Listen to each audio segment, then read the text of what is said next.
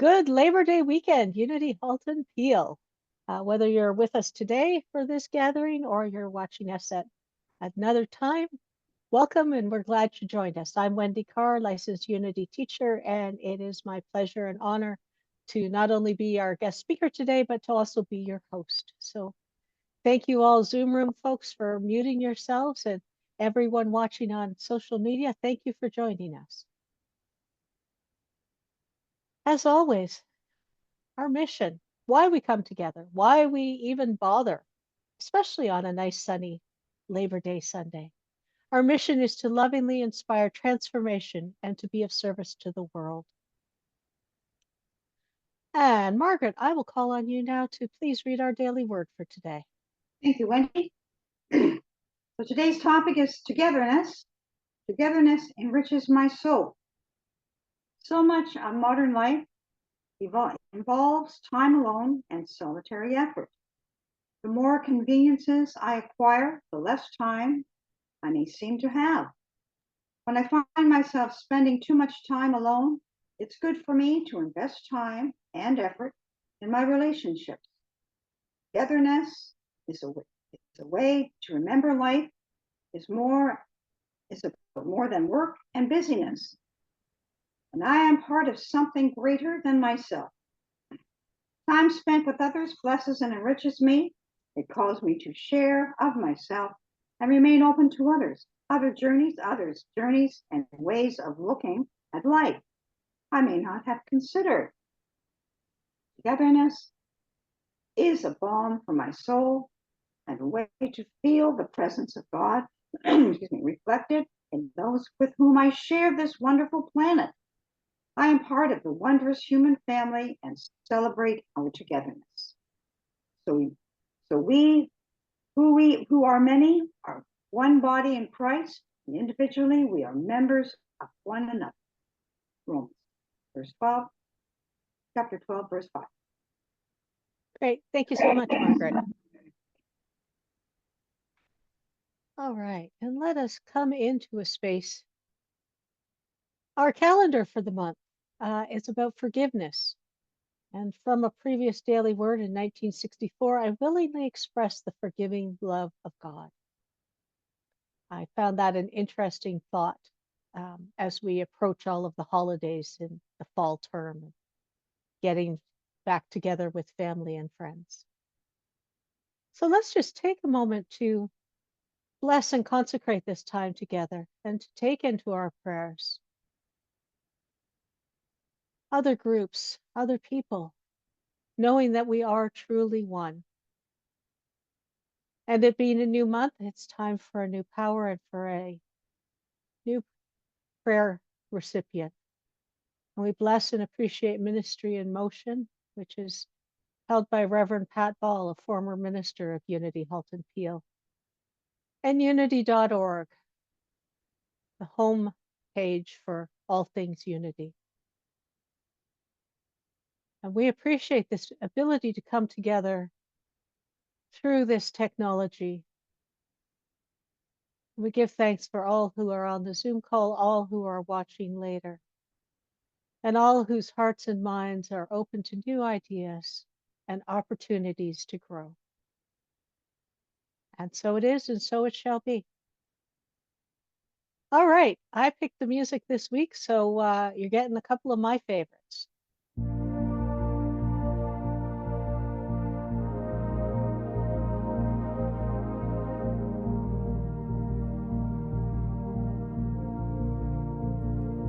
Am I strong enough to bear the burdens that sometimes come living this thing called life? Am I wise enough to make the right decisions when I'm standing at the fork in the road?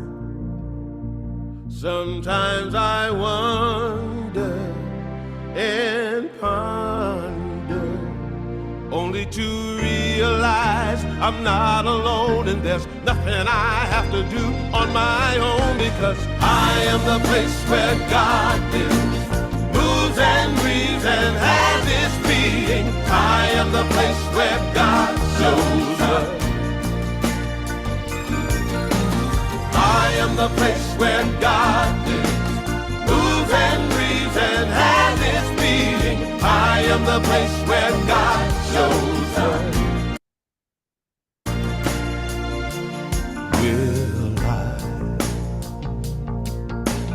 have enough to do the things I need to do to take care of myself? Will I have the health of mind and body to live a life of grace and wholeness? Sometimes I wonder and ponder, only to realize I'm not alone and there's nothing I have to do on my own, because I am the place where God lives, moves and breathes and has its being. I am the place where God shows up. I am the place where God lives, moves and breathes and has its being. I am the place where God shows up. I am the place. I am the place where God. You are the place. Moves and breathes and has we are the place where God shows up. I am the place. I am the place where God. You are the place. I do love me some Eddie Watkins Jr. And I love that we don't have to accept the word God. If that word triggered you, not a big deal. You could take the time and just find a word that works for you. All right. So we welcome some more folks into the room. Great to see you both. September already so soon. How did that happen? Where did my summer go? I don't know. But as always, we have affirmations for the month. And I like to start with them. I like to set that scene and that tone. For those of you who might be looking at the picture saying, oh, that's kind of pretty. This is Unity Village, which is our world headquarters outside of Kansas City, Missouri. So we have 5 affirmations for the month. I'm going to read them. I will invite you to take these words in your heart and in your mind. And I'll pause and read it again. If you choose to read it with me, great. If not, just allow it to flow. Our affirmation for inner peace. Peace is mine as I still myself in spiritual silence. Peace is mine as I still myself in spiritual silence. For guidance, the light of divine wisdom guides my every step. The light of divine wisdom guides my every step. For healing, every thought of God life strengthens and heals me. Every thought of God life strengthens and heals me. For prosperity, I live expectantly, gratefully, abundantly. I live expectantly, gratefully, abundantly. And for world peace, my thoughts, words, and actions contribute to a peaceful world. My thoughts, words, and actions contribute to a peaceful world. And so let it be. I was asked, why are you doing these, Wendy? And for me, it's something that Unity has been doing since its creation in 1889. And for me, this kind of ties me back to the long history of Unity. I know relative to the greater Christian community, it's very young. But for me, that connection, as the Daily Word said today about together, that ability to say that my teachers who taught me would have said affirmations like these, if not these themselves. And just that, bringing that into our ability. All right, my talk for today is on healing. So here's a song to get us into that frame of mind. Joy fills every cell in my body. Every cell is alive with love. I relax into the healing process. I allow Spirit to do what it does. Joy fills every cell in my body. Every cell is alive with love. I relax into the healing process. I allow Spirit to do what it does. Joy fills. Oops.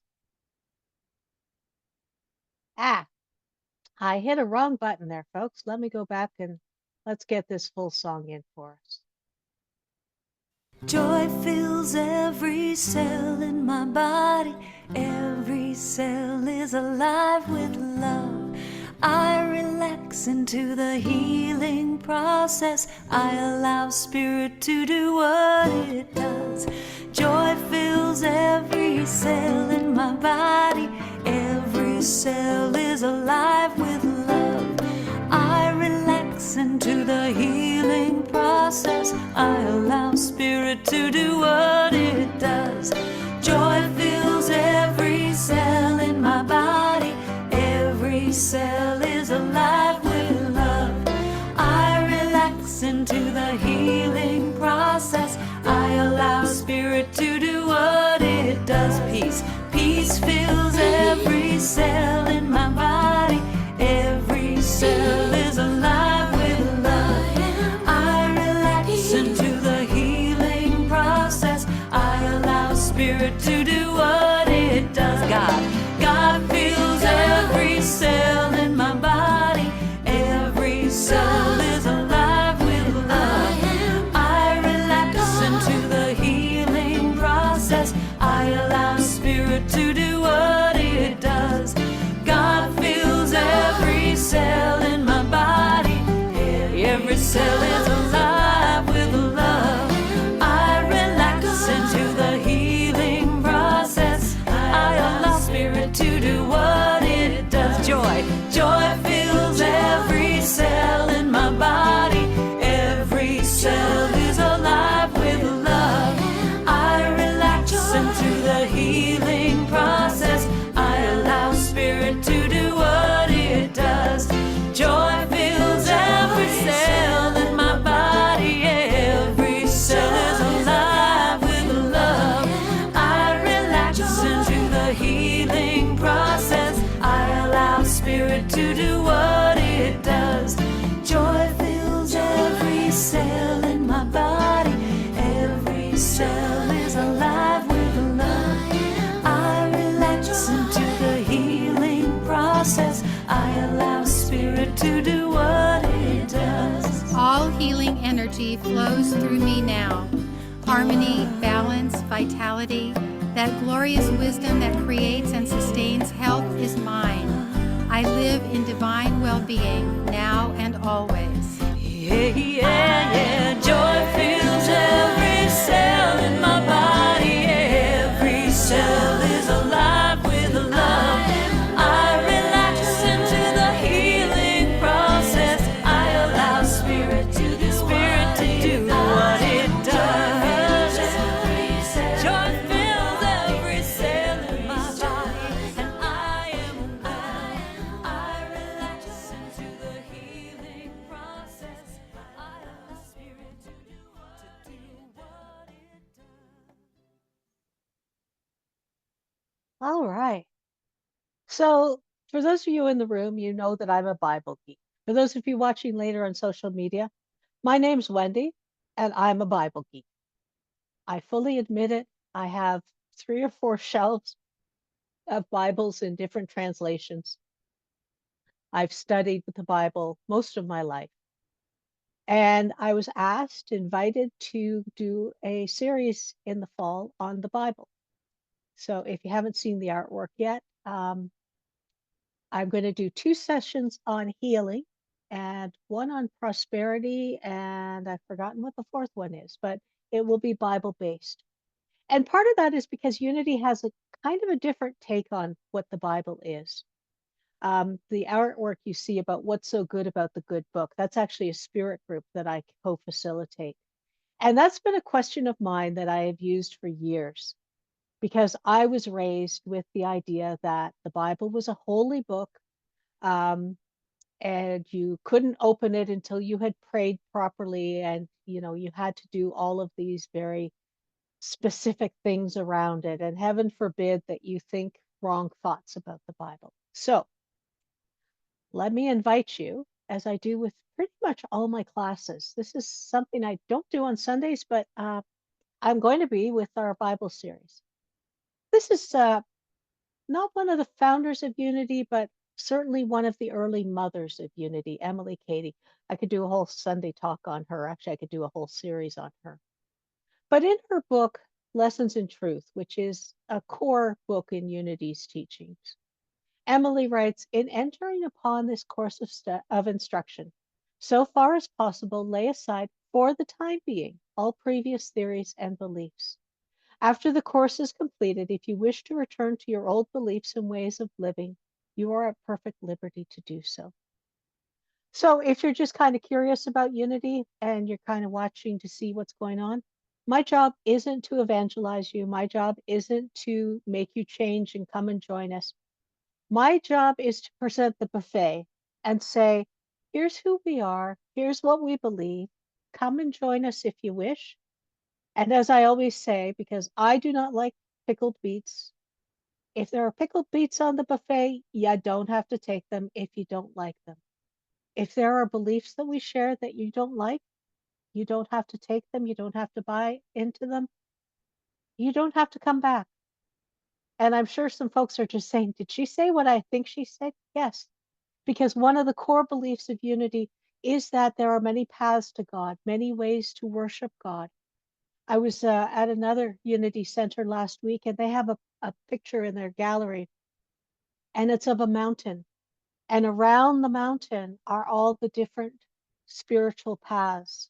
So Buddhism, Judaism, Islam, Taoism, Unity, Christianity, all of these various and sundry ways of understanding, learning about, not necessarily worshiping for Unity folk, but acknowledging that being in awe of something greater than oneself can be a good thing, can kind of keep you humble.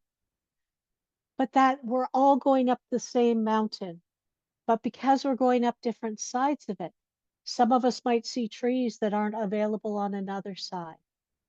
And that's really for me what Unity is about. One of the reasons I'm actually about to celebrate my 40th anniversary in Unity as a voting member was because as a child and a teenager, I was in conflict with what my church of origin was teaching me about the Bible. It didn't resonate with what I innately, intuitively thought and came to believe. And Unity for me has found me a place where I can take those Bible skills that I had as a child and apply them in a framework where I feel more comfortable, where I feel that I don't have to put on a false face because I'm saying something I don't believe or I'm being asked to believe something that I can't. So, what does Unity teach about the Bible? Well, now this is an interesting discussion because it's something that has kind of gone cyclical in Unity. Unity was originally founded not to be another church. It was founded to be a discussion about what did Jesus really say? What does scripture tell us, or the Bible?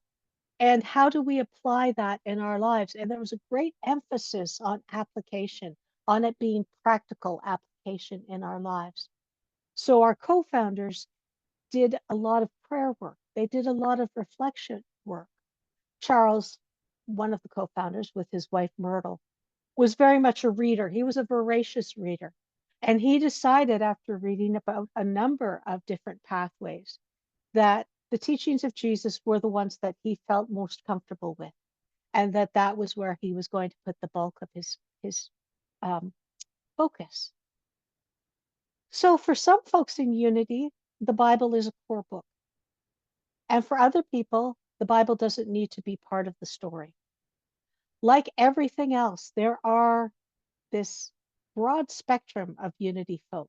And that's another thing I love is that I can have discussions with people who aren't into the Bible, and we can discuss other aspects of spirituality, of meditation, of how we express our understanding of who we are as spiritual beings in this world, what we can do to help change the world.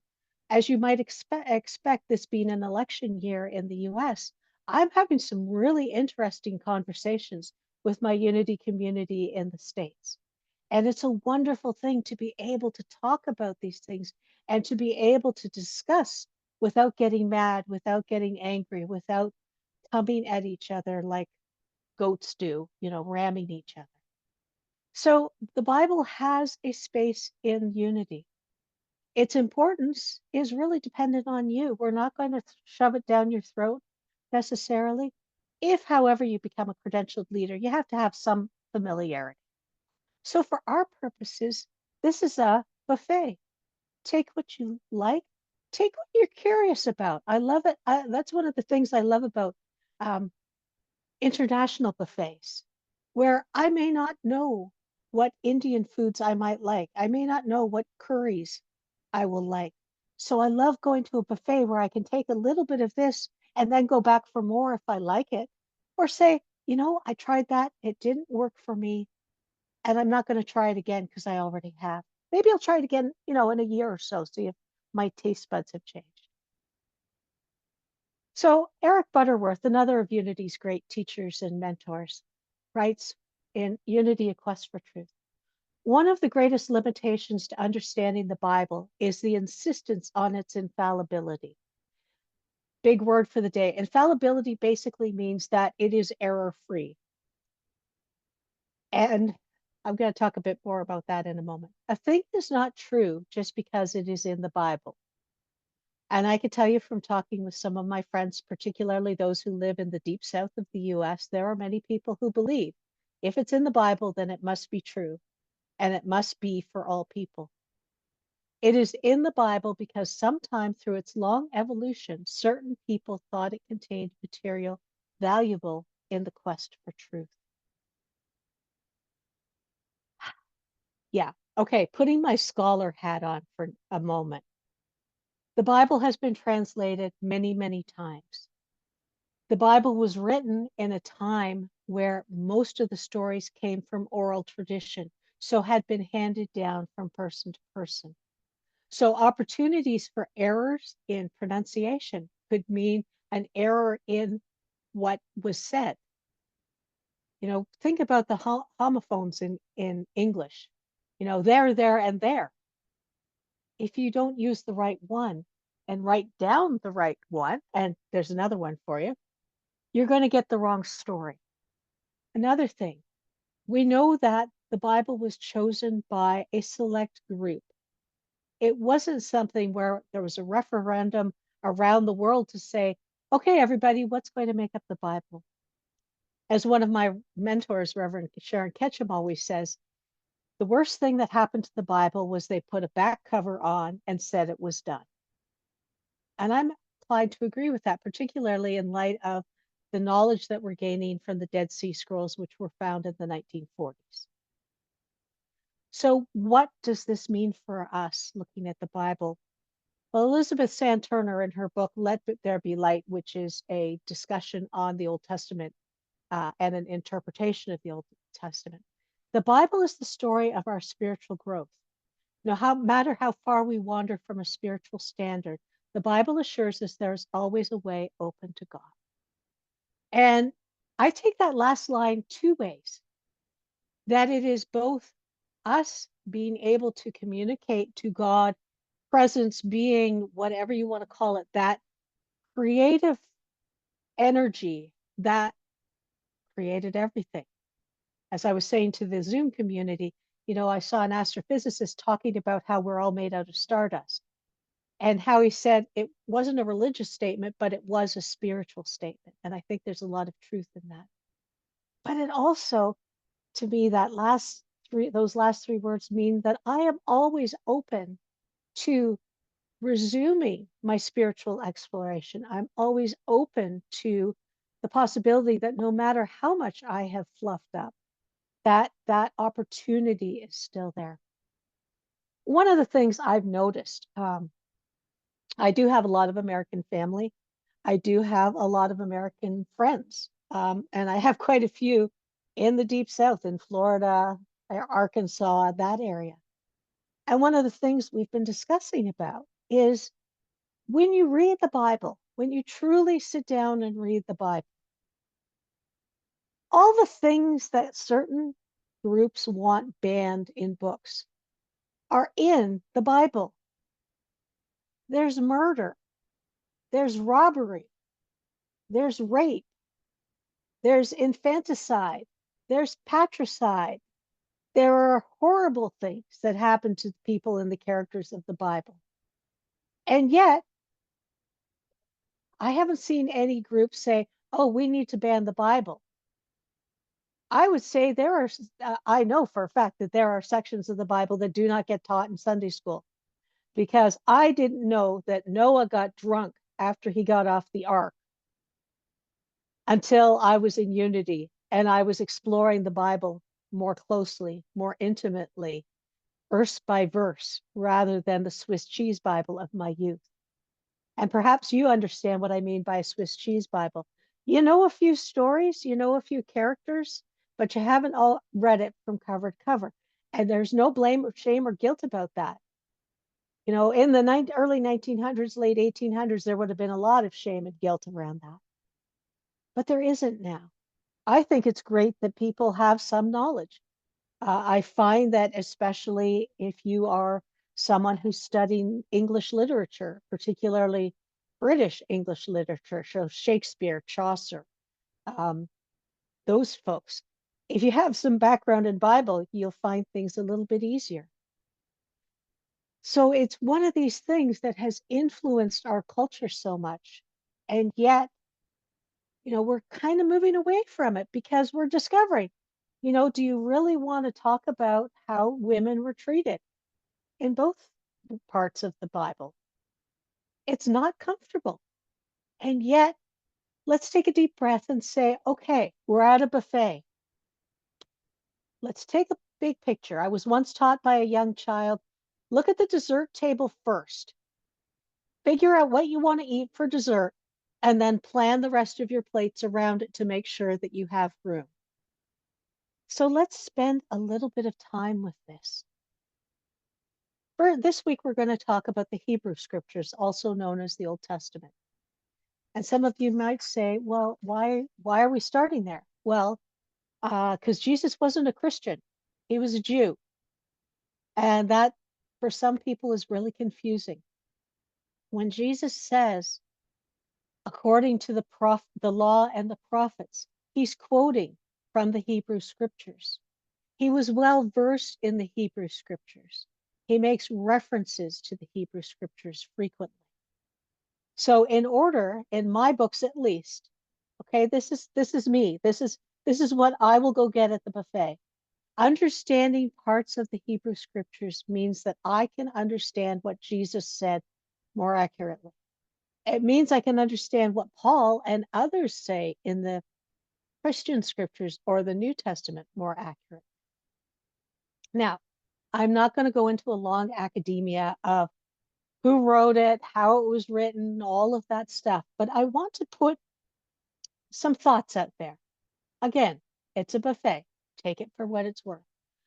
But a while back, I was facilitating a course where we took a very deep dive into the Hebrew scriptures. And 3 graphics, I was looking for some artwork to go with it, to just kind of get our heads around where in the world are these stories taking place. Well, most of the area that the stories take place, which is now in Israel, and we just take a moment and pause and breathe and bless this area, because we all know at the time of recording, there is big stuff happening here. And it's not easy. But if you don't know your US states, the green outline is the map of New Jersey. So you can fit most of the area described in the Bible in the state of New Jersey. Can't use Canadian provinces because we're too big. If you look at a larger picture of where did much of the story take place, as you can see, you could put Texas over it. And I think that really helped me when I saw that. I mean, even with all my scholarly knowledge, this image just kind of went, well, oh, that is a different focus, isn't it? And when you consider that even into the Roman Empire, this circle or oval covers the basic area that is described in the Bible. I mean, Canada's not part of the story. The US isn't part of the story. As you can see, it's a very discrete part of our world.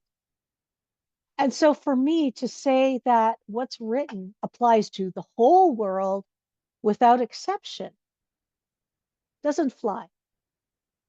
That was one of the things that I struggled with as a kid in my church of origin, because I had family who didn't go to church every Sunday as my family did.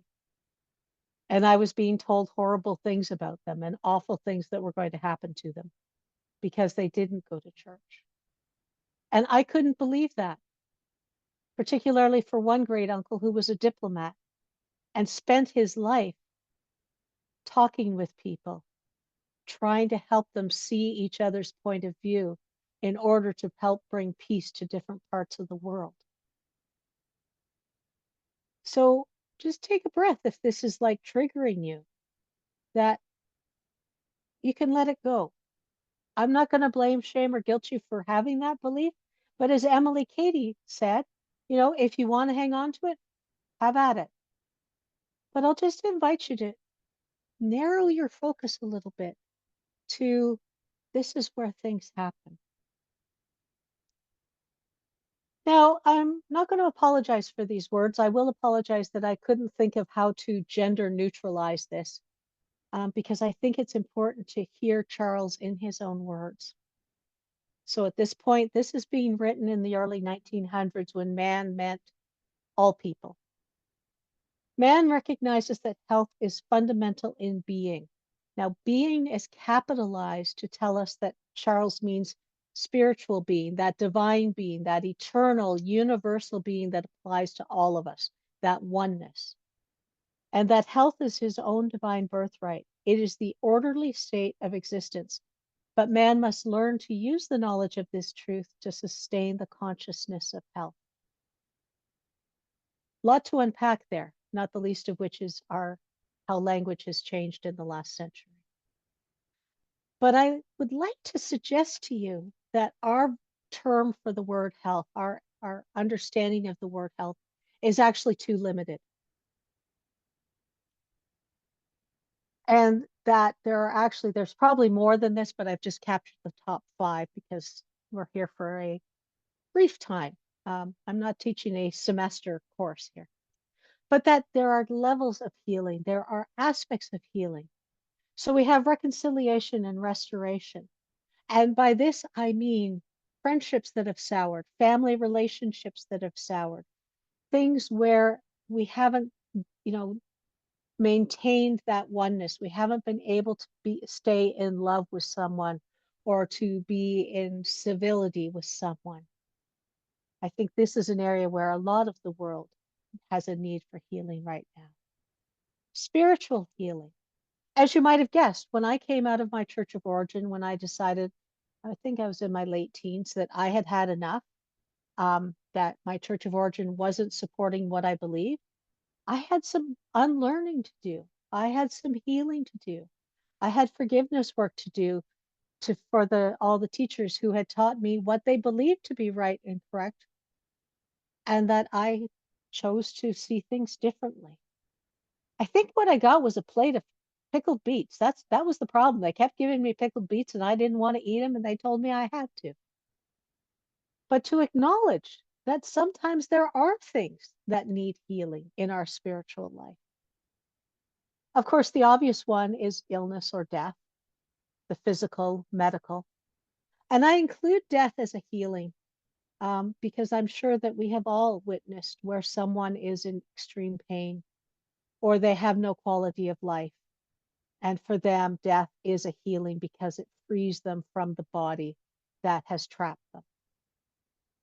Emotional, psychological healing.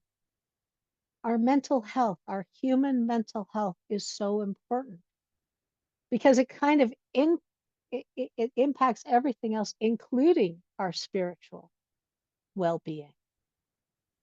And so sometimes we need to go and seek assistance. There are a number of Unity ministers who I respect even more than I would otherwise.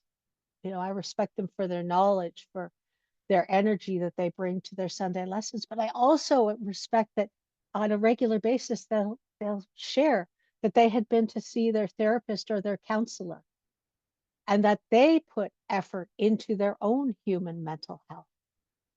I think sometimes we don't do that. We assume that because we're in a spiritual path that we don't need that human stuff. We're two sides of the coin. We're human, we're spiritual. The idea being to be like a coin and roll on the edge rather than wobble one way or the other.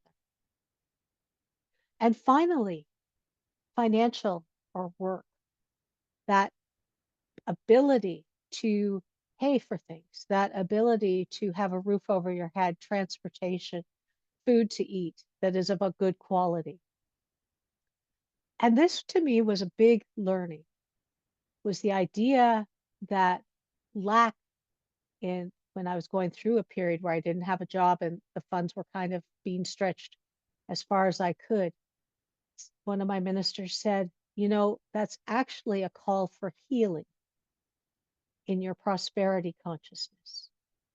And I thought about that. And rather than continuing to beat myself up for what was going wrong, I sat quietly and asked the question, what is calling out for healing? Whole bunch of stuff came up that I needed to process. And that's, what we can pull out from our Bible stories, that we can generate examples. Not that we have to follow the exact same path. I remember being on a trail once and there was a well-worn path.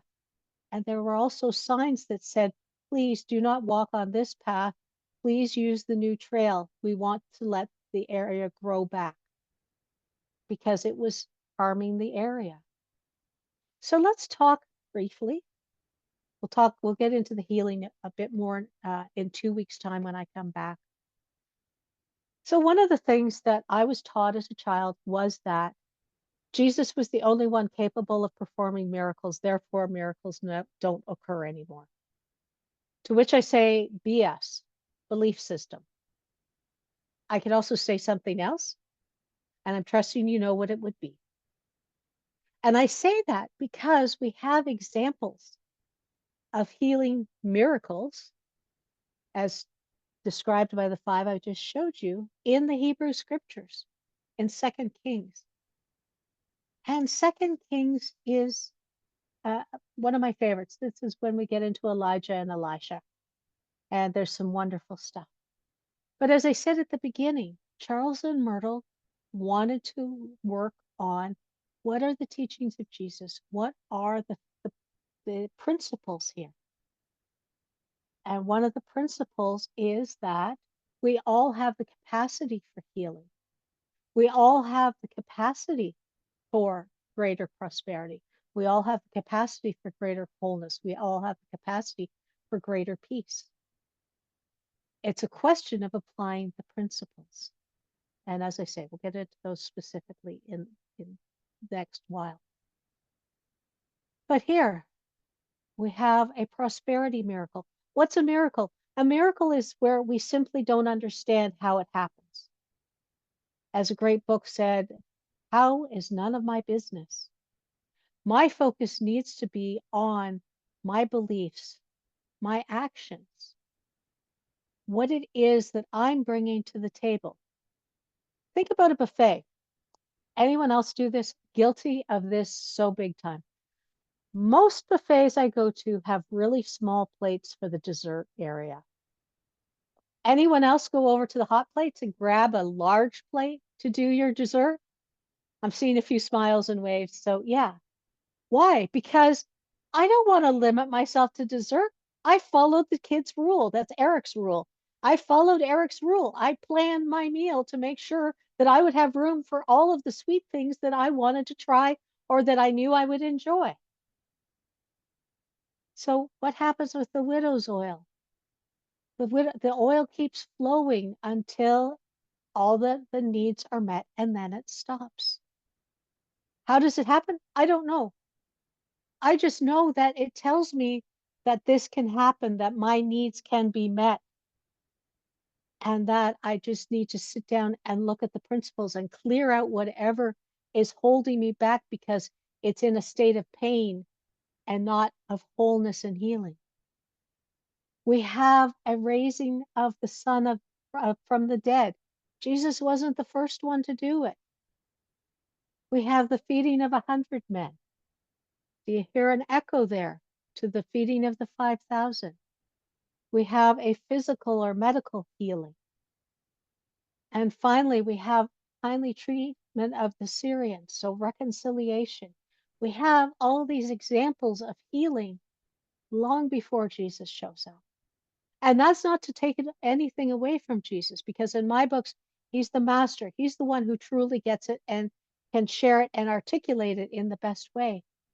But this tells me that no matter how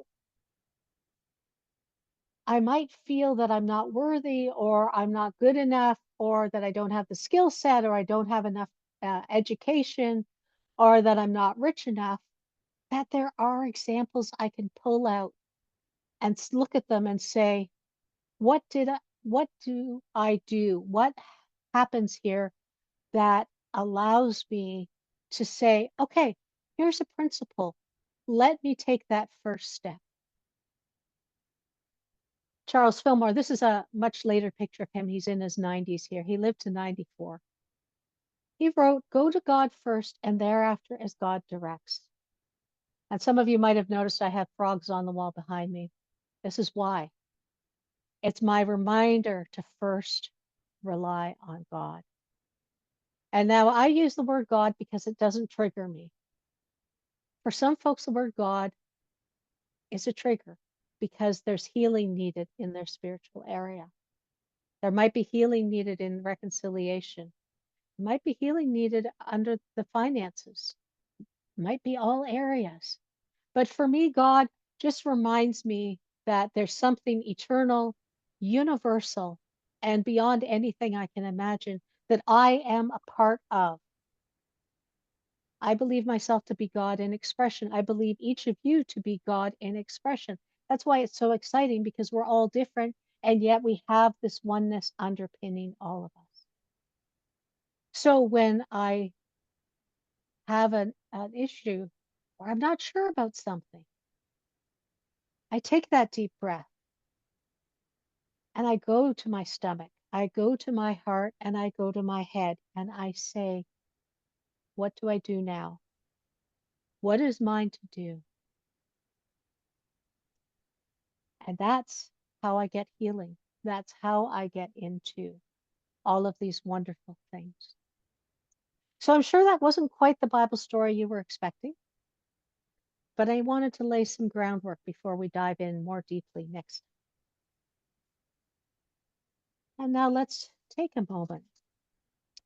And for our time of meditation, I'll start you with a thought from Mary Kupferle, who I bless and appreciate because she was my mentor's mentor. And so I feel like she's my grandma mentor.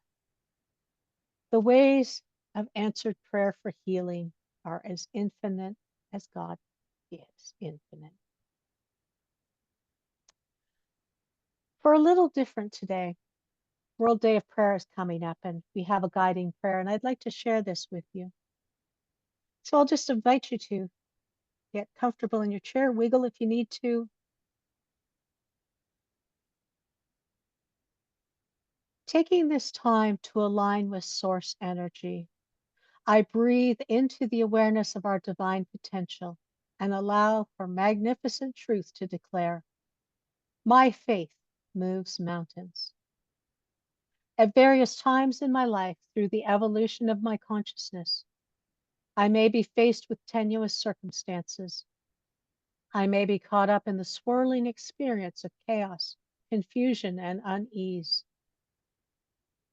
Through the power of prayer, I realign with the origin of my divine being and invite calm, organized thoughts that redirect the focus of my energy to become productive and life affirming. Activating the power of faith, I am aware of the activity of God, always moving forward, upward to a higher vibration of creation. I know this activity is working for my highest good. I am filled with mighty faith. This truth allows me to direct my actions with clarity and confidence. I know what is mine to do, and I do it with ease. I rest easily when it is time to wait, and I stride boldly when it is time to move forward. Filled with mighty faith, I move mountains to bring about my highest and best expression in all facets of my life. My highest thought comes easily and creates space for healing, greater wisdom, and unconditional love to be expressed through me in every thought, word, and deed. Aligned in faith, I declare that no thought, no one, and nothing has the power to tamper with that which I am co-creating with Source. I affirm that I am strong enough to endure the uncomfortable, the uncertain, the undefined, and rejoice in gratitude for what is now my highest good and what is in process of becoming. For it is now, in this time, in this place, in this unity with the one power and one presence, that I declare it as good. And let us just breathe into the silence and allow these words to settle in our minds and hearts.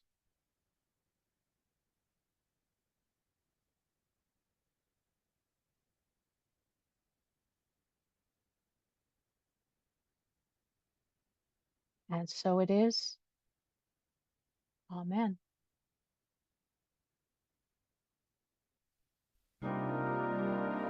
You are the heart, you are the hands, you are the voice of spirit on earth, and who you are, and all you do is a blessing to the world.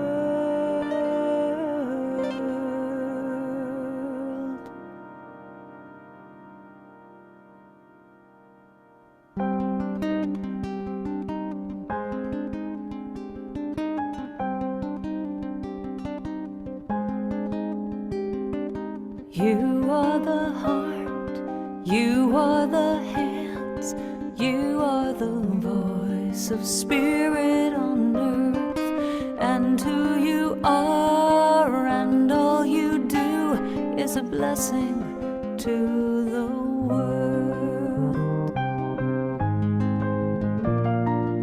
You are the heart. Okay, apologies everyone, my mouse is acting up here.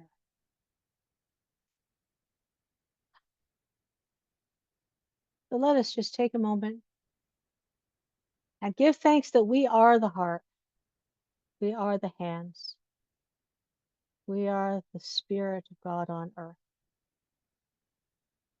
And who we are and all we do is a blessing to the earth. And in this spirit of prayer, a reminder that our prayer chaplains and prayer team members are ready to provide confidential prayer support. And you can send your request to praywithdiane@gmail.com. For those of you on the call or watching on social media, if this is your first time, welcome. We're glad you joined us. And you can go to our website, go under resources, and you can sign up for our newsletter, which provides more information on all the things that are happening online and throughout Canada. In fact, we've got a lot happening. School must be coming back into session because everything else is coming back into session as well. As always, thank you in advance for your financial support. We are 100% funded by the gifts of our participants. And you can see on the screen possible ways to share of your gifts.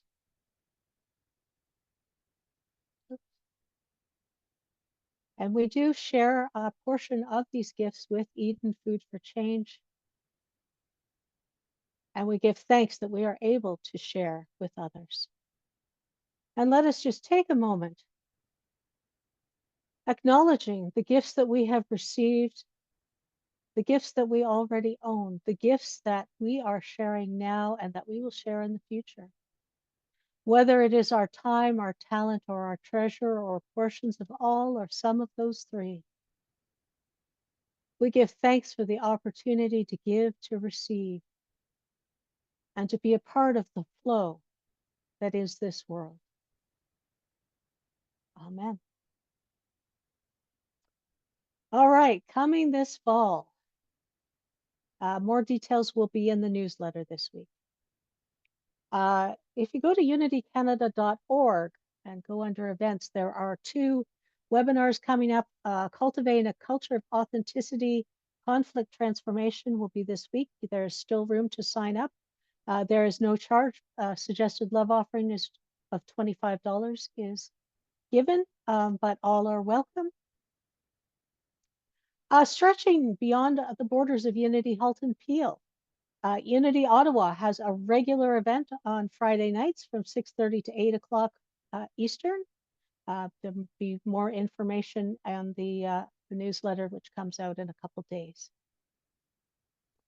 Coming next week, World Day of Prayer, which is where I got the guiding prayer from. Our affirmation for this year, as we unite hearts and minds with people from around the globe this year, we are affirming together, fueled by faith, I can move mountains. It starts on the 11th at 7 p.m. Central Time, which is 8 o'clock Eastern. There's more information at unity.org, and there's an opportunity to sign up through Eventbrite. That's the organization for the Zoom call, and they will send you, there's no charge, they will send you the Zoom link for all the events. And there's lots of them. It runs for 24 hours. The next time I am here, I will also be hosting a Zoom call in the afternoon to talk about classes being offered by Unity Canada.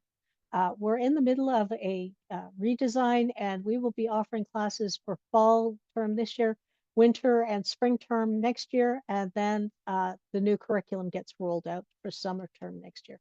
So we're doing our best to ensure that anyone who is curious about the classes has lots of opportunities to take them.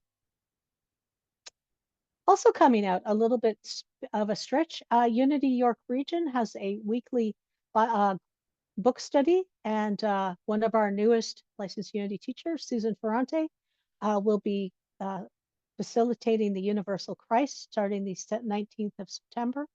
I've known Susan for quite a while. She was one of my students, and I'm excited to see her growing out like this. And I'm sure the book will be a wonderful one. Susan picks great stuff to study. So again, more information will be in the newsletter. Spirit groups, some of you have heard of those, some of you have participated in them. We have 2 ready to start in October, so we will take a break through September. Sharing Wisdom will be on Wednesdays, and I will be co-hosting What's So Good About the Good Book on Thursdays from 1 o'clock onwards. Also coming up in October, the annual conference and annual general meeting for Unity Canada. There's an early bird special still on if you want the full package. The 3 speakers that you see here, the lady on the left is a friend of mine. I'm excited to have her come and join us and participate as a workshop leader. Lots of information at Unity Canada about the the whole conference registration is now open. So please join us all. It is on Zoom this year. Next year, God willing, and the creek don't rise, we will be getting together in Calgary. So something to look forward to. Okay, and advanced notice. We will be doing a Unity Advent booklet discussion group starting the 27th of November. I know how quickly people's calendars get filled up because I know how quickly mine fills up.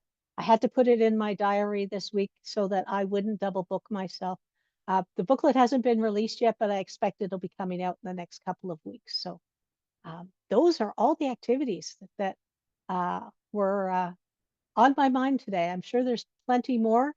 The Thursday meditation with Pat, of course, and so much else. Madam President, have I missed anything? It's hard to believe, Wendy, that you could have missed anything. That was really a great lesson opening to your Bible work and all of the announcements. I so appreciate you being on the first Sunday of every month because you're able to bring all those new ideas to us. I would like to share with our little community that I'm sure most of you recall Doc Jenkins. Doc would come with his guitar and sing as a soloist once in a while, and he passed on August 13th at the Mennonite Long-Term Care Facility in Vineland. On behalf of Unity Halton Peel, I made an executive decision this week to send a small contribution to the family for doing a GoFundMe to get him back to the East Coast for his burial and memorial, where the larger portion of his family is. His son David is handling that, and I'm in touch with David. So on behalf of Unity Halton Peel, I did that. And a friend of Unity Mississauga and Unity Hamilton, two friends we've lost in the last month, Jean Jefferson, who was a very close friend to Mary Wood, a licensed Unity teacher, and Bob Hunt. You'll remember, some of you will remember Bob Hunt because he came to Mississauga whenever we were having special events, lent his strength and brawn, and his partner Jackie came and she did the centerpieces for our silent auction table. We're very generous with their time to Mississauga and Hamilton over the years. So more in the loss of my longtime good friend Bob Hunt and Jean Jefferson. So when you're saying your prayers this week, remember the families, the three families of our friends that have left us in the last month. So thank you for the time, Wendy. Go ahead. Thank you. And we just will affirm the oneness that death is just a door and that love truly transcends everything. And now as we come to a close, let us draw to mind the children and youth of Unity and of the world. And we say, we love you, we bless you, and we appreciate you just the way you are. And we are so grateful for the opportunity to learn from the younger ones. And let us close with our closing prayer. The light of God surrounds us. I am light. The love of God enfolds us. I am love. The power of God protects us. I am power. The presence of God watches over us. I am presence. Wherever we are, God is. I am divine. And as always, Sue Riley will sing us out.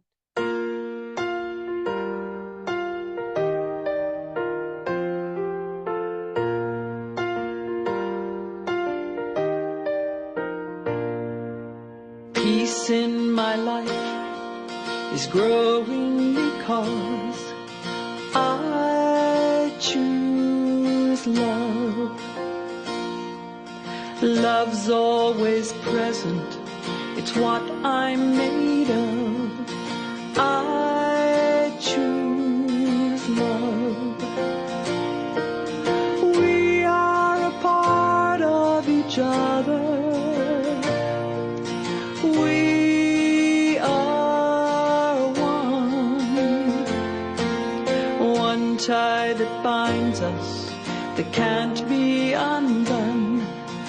I choose love.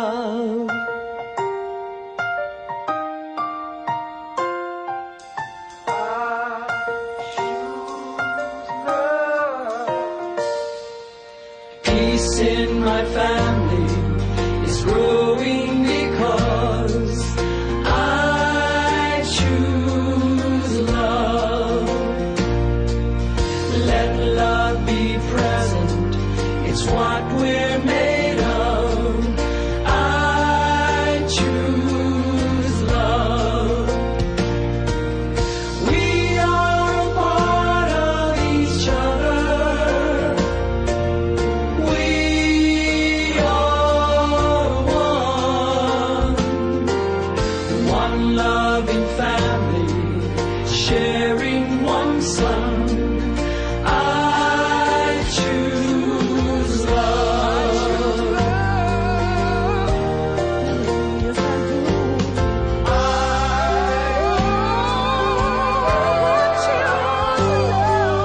Peace for our planet is growing because I choose love. Let love be present, it's what we're made of. I choose love. We are a part of each other. We are one choice unites us. Let this be the one. I choose love. I choose love. I choose love.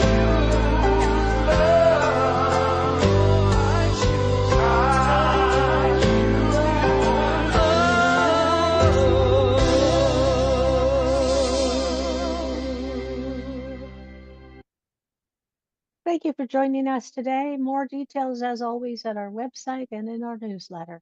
Have a wonderful week. Hope to see you again real soon.